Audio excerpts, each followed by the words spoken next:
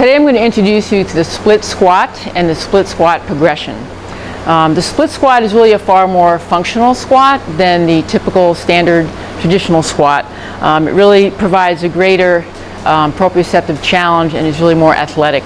So the way you do the split squat, basically you're in a stride position and you very simply just drop your hips down, okay? So your knee is going to come almost to the floor.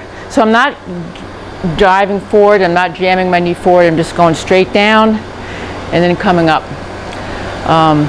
And a couple things to keep in mind: you want your torso up, you don't want to be bending down. I'm going to show you a couple ways to increase the challenge of the split squat. One is you can increase the proprioceptive challenge by adding an RX under your front foot, okay, or really your back foot for that matter. And again, proprioception is your kinesthetic awareness, so it's challenging you balance-wise. And I'm going to go down, so now my muscles have to work harder to try and balance. The other thing you want to make sure that's not happening when you're doing the split squat is that your front leg is caving in. You want to make sure it's in neutral.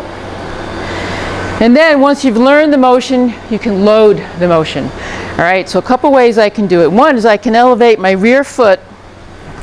So that's probably the first way you're going to do it. Elevate the rear foot, torso up and down, drop down so my knee's close to the floor, again making sure this foot is not caving in, okay?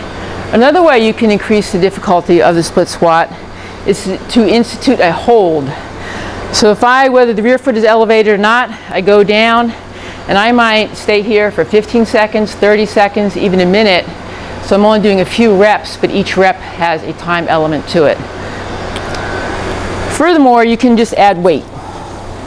So you can add an overhead bar, which is going to increase the core input and obviously the shoulder input as well.